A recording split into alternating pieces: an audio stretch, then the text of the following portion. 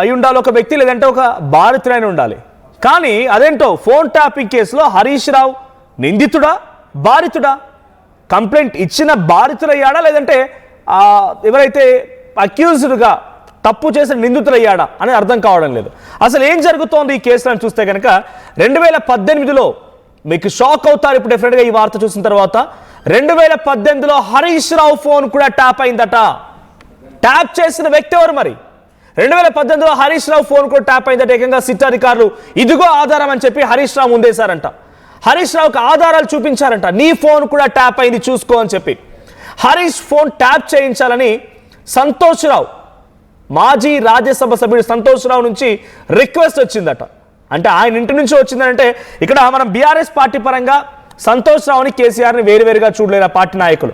సంతోష్ రావుకి ఒక విషయం తెలిసినా డెఫినెట్గా కేసీఆర్కి తెలిసింది, కేసీఆర్కి తెలిసిందంటే డెఫినెట్గా సంతోష్ రావుకి తెలిసింది. సో రెండు కూడా ఒకటే అన్న రకంగా చూస్తూ ఉంటారు బీఆర్ఎస్ పార్టీ వరకు. మరి సంతోష్ రావే హరీష్ రావు ఫోన్ని ట్యాప్ చేయించాలన్నటువంటి ఒక రిక్వెస్ట్ని చేశారు అని అంటే దీని వెనుక కేసీఆర్ ఉన్నారా? ఇక్కడ ఇంకో ట్విస్ట్ ఏంటంటే సంతోష్ రావు ఫోన్ కూడా ట్యాప్ చేయాలని హరీష్ రావు ఇంటి నుంచి రిక్వెస్ట్ వచ్చిందట. అంటే ఒకరి ఫోన్ను ఒకరు ట్యాప్ చేయించమని రిక్వెస్ట్లు పెట్టుకున్నారట. హరీష్ రావు ఫోన్ ట్యాప్ చేయించారని పదే పదే కవిత ఆరోపిస్తూ ఉన్నారు.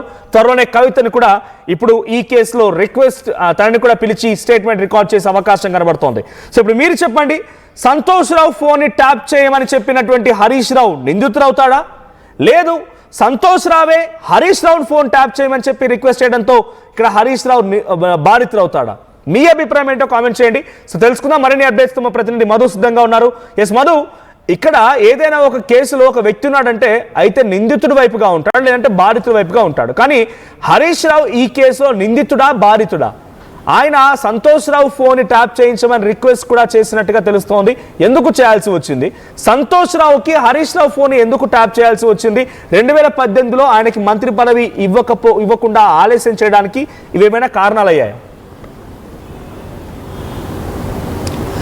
ఎగ్జాక్ట్లీ. అంటే ఫస్ట్ కాంగ్రెస్ అధికారంలోకి రాగానే తెలంగాణలో ఫోన్ ట్యాపింగ్ వ్యవహారానికి సంబంధించినటువంటి అంశం పైన దృష్టి పెట్టింది. దాంట్లో ప్రధానంగా మొదటిసారి సిట్టి విచారించింది అనేక మంది అధికారులని, దాంట్లో బాధితులుగా చెప్పబడ్డటువంటి వారిని ఒక రిపోర్ట్ తయారు చేసింది, ప్రభుత్వం ముందుంచింది. దాంతో ప్రభుత్వం సంతృప్తి చెందకపోవడంతో ఈ మధ్యకాలంలో ఫోన్ ట్యాపింగ్కి సంబంధించిన అంశం పైన మరొకసారి దృష్టి పెట్టింది. చాలా క్లియర్గా ఈసారి ఒక 9 మంది సీనియర్ ఐపీఎస్ అధికారులతో సజ్జనార్ నేతృత్వంలో సిట్టు పనిచేస్తూ ఉంది.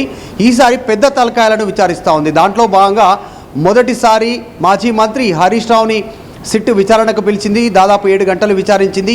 కొన్ని కీలకమైనటువంటి అంశాలను, కొన్ని కీలకమైనటువంటి ప్రశ్నలను ఆయన ముందుంచింది. గతంలో కవిత ఆరోపణలు చేశారు.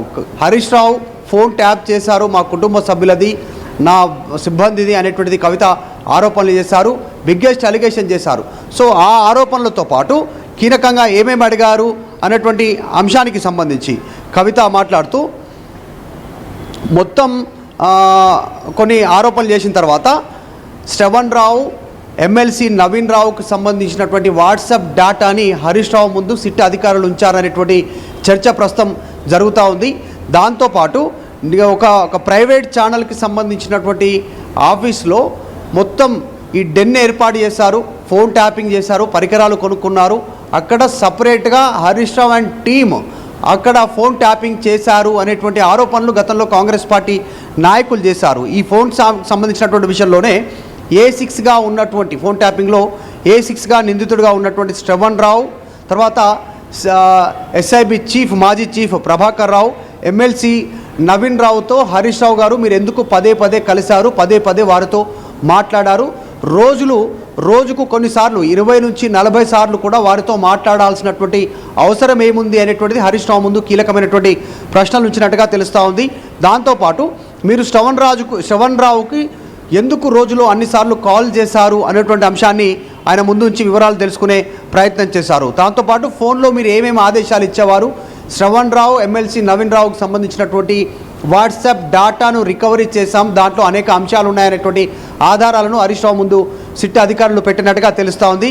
నిజంగానే మీరు చెబుతున్నట్టు అంటే హరీష్ రావు చెప్పినటువంటి అంశాలు ఎన్నికలు ఉన్నాయి,